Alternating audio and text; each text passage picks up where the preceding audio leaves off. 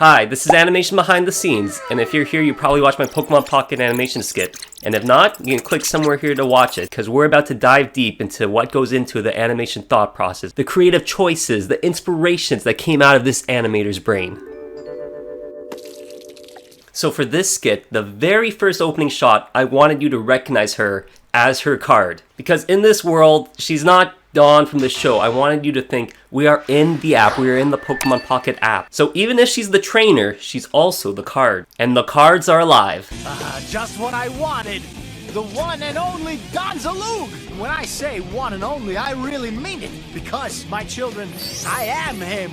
I wanted anybody who played Pocket to immediately be like, hey, I know that pose. I posed her right down to the scarf as best as I could. I thought about using the full art instead of the common art, but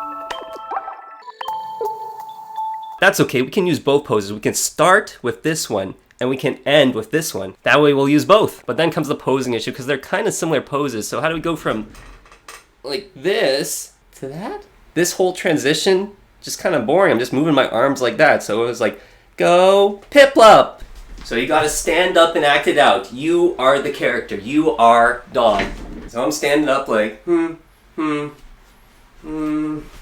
like just doing everything. I don't know how I came across the twirl, but I did. Like, that's it. Okay, we're gonna spin. And then I thought, okay, she's going to be summoning a card anyways, so she can send the card out, but as well use her momentum for the spin. Yes, we can twirl, and yes, and then the camera can follow, so then it's like a nice dynamic shot too to open up with. All right, the idea is ready. Let's get to Google to see what her full art like fully looks like. So I typed in something like Dawn full art or something like that, and I come across this. I'm just like, that is the coolest card I have seen. I need to see more cards. Whatever I see is from Coop's collection, so I haven't collected in a while. But I'm like, this is the coolest card. So now we have to add Piplup into this as well. Because in my original idea, there was just going to be two Eevees, and Dawn would be like, oh, why can't you attack? That Eevee can attack. Oh, that's a tackling Eevee. I'm a continuous stepping Eevee. But after seeing that card art, it had to be Piplup. For how Dawn gets her card, I just always love how dramatic Yu-Gi-Oh players can be. And so I've just seen it a few times where like the card is just summoned into their hand and they just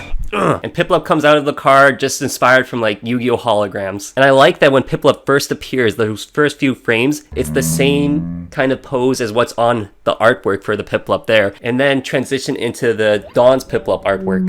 And we just kind of slow down on this pose because this is my favorite shot of the whole animation. Just this pose is so cool. Yep, that's my favorite shot. When someone animates, like every action, every frame, every detail, for the most part, maybe there's some happy accidents, every blink, ear twitch, whatever, it's a conscious decision to really make you believe that these characters are alive and in this world. So we're summoning Piplup in attack position with that superhero landing pose. I think I looked at Iron Man for this specific superhero pose, and I even thought of having Back in Black playing, even though it didn't make any sense. I'm just like, I still kind of like it, but it has nothing to do with Pokemon Pocket.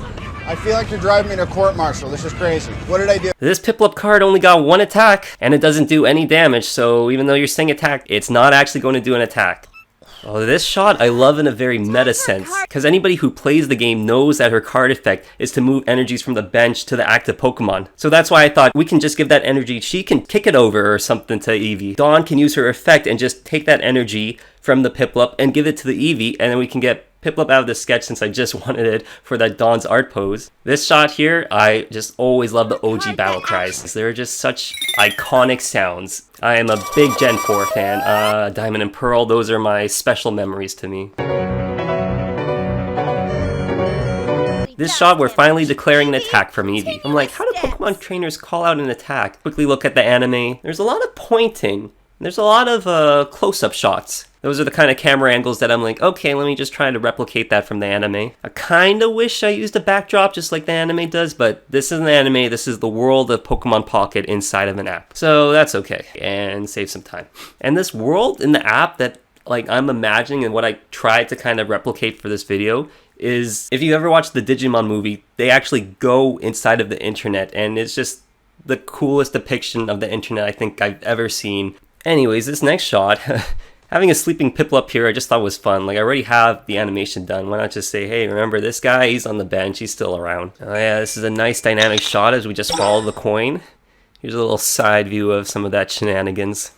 This part I thought of having a quick montage of Dawn flipping coins in lots of different ways, just like doo doo. Is that a coin flipping sound? Anyway, just a lot of different kind of styles of coin flipping I thought about. But just having the coins on the top screen was much simpler and made more sense and just visually like very clear of what's happening as well without too much more work.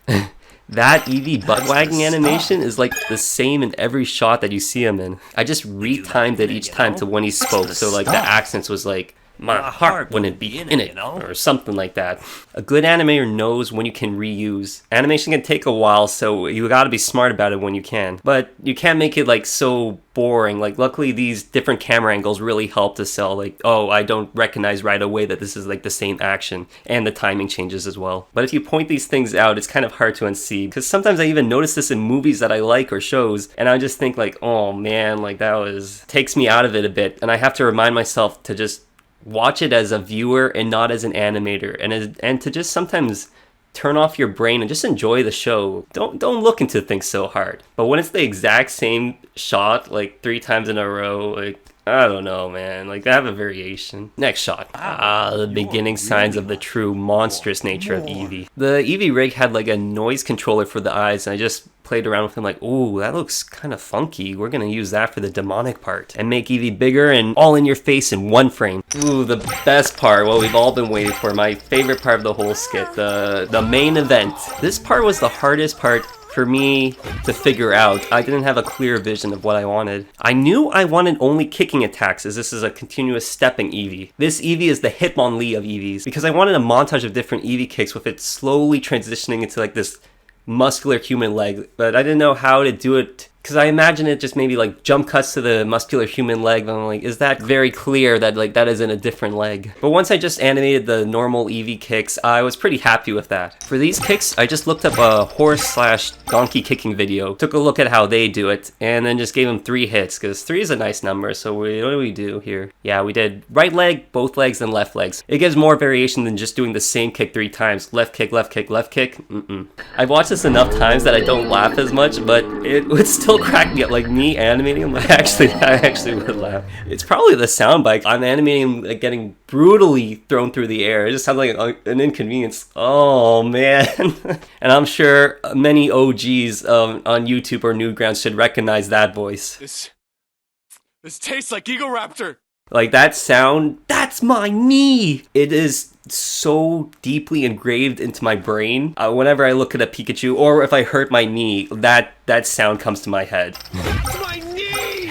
And the spasmic foot still kind of cracks me up too. This specific shot kind of gave me trouble too for a little bit. I wanted her to be fearful, and I'm just quickly animated. I'm like I had her hands like this, and I'm just like, why doesn't that look right? It looks like she's going to fight herself, like, oh no. But worried too? So once again, you have to put yourself into the situation and act it out. And once I'm like, okay, I gotta be scared and fearful of what I'm seeing and worried.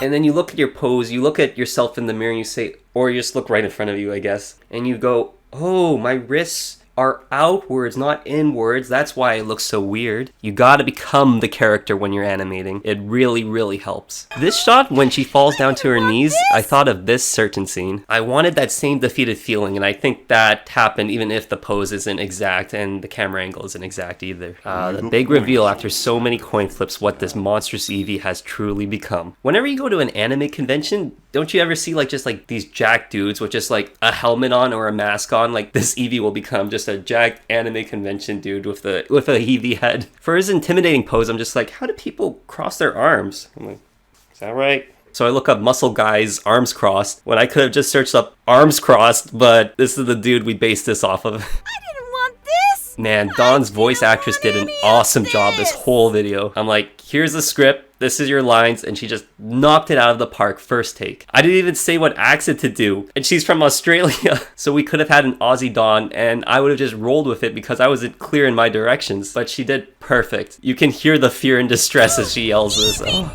so good. I knew already beforehand that I wanted like a heaviness to each step Eevee took, and Eevee, I wanted to storm in like the Armored Titan, and that's a heavy step that I always think about. That sound, boom, boom, boom. So I go to YouTube, I go to watch his run. When I watch his run from the side and then they show his run from the front, they kind of look like, they don't look like the exact same run to me. But what I do know is he swings his arms really powerfully. Okay, let's just get that part right for sure, and we can just do the legs as a regular run, and that should still seal the deal of this is a powerful Eevee running towards you. And just like the Armor Titan, ready to break the wall, the fourth wall. I hope you enjoyed hearing some of the thought process that came to mind while making this video. I have more animation skit ideas to come and showing you more of the behind the scenes and why I come up with these things. So please go ahead and subscribe. I would really love that. These animations take me longer than you think. All the resources that I use is in the description as well, all the voice actors and the rigs that are available online. And I hope to see you in another video.